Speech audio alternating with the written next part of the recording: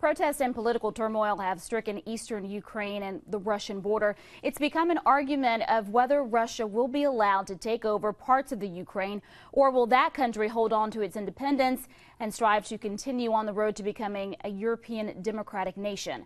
Fox 4's Leslie Rangel reports some Southeast Texans have strong ties to the unstable country. The fiery, unstable Ukraine of today is not what Uliana Trylowsky thought her country would look like after it declared independence in the 90s. That's when she moved to her parents' home country and met her husband. Right after Ukraine declared independence, I went there and worked there and lived there for 2.5 years in Kiev.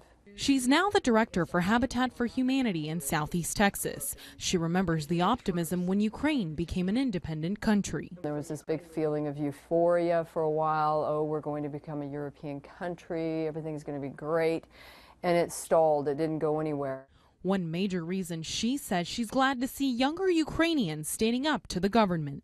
I think they've had enough of it, and they've just said, we can't live this way. You know, our economy is falling apart. Standard of living is horrible. They don't earn much money. And I think they were just tired of this yoke of Russia.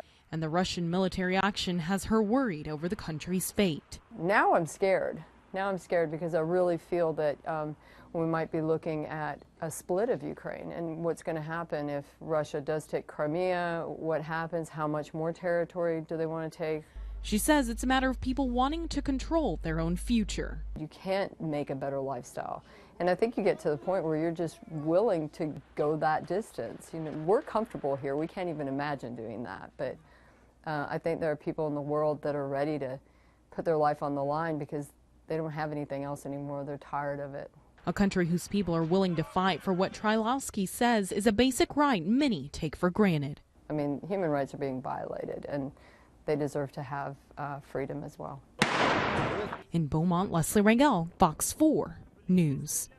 Trylowsky says she still has family in the westernmost section of the Ukraine, and while they're not in immediate danger, she says they worry about the fate of their country.